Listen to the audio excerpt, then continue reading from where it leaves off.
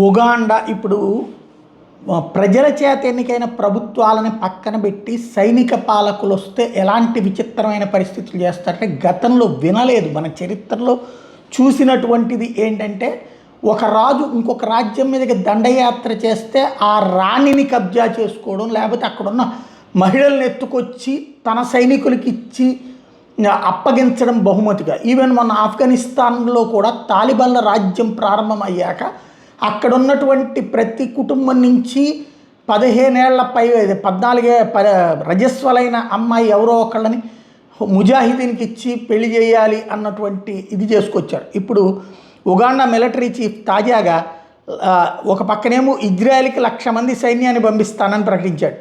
అది జీసస్ క్రీస్తు దేశం ప్రాంతం, దాన్ని కాపాడతాం అని.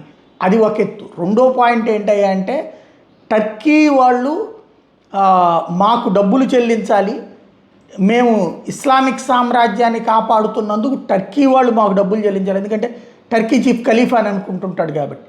అది ఒక ఎత్తు.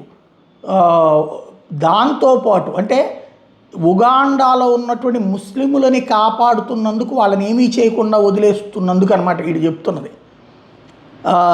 దానికి డబ్బులు చెల్లించాలని డిమాండ్తో పాటు తను పెళ్లి చేసుకోవడానికి, ఉగాండా మిలిటరీ చీఫ్ పెళ్లి చేసుకోవడానికి ఒక అందమైన అమ్మాయిని టర్కీ పంపించాలంట.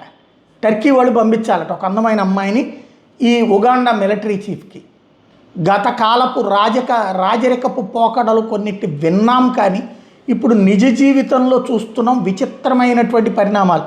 ఓ తలతెక్క అమెరికా అధ్యక్షుని చూస్తున్నాం, ఇట్లాంటి వింత జంతువుల్ని కూడా చూస్తున్నాం మనం.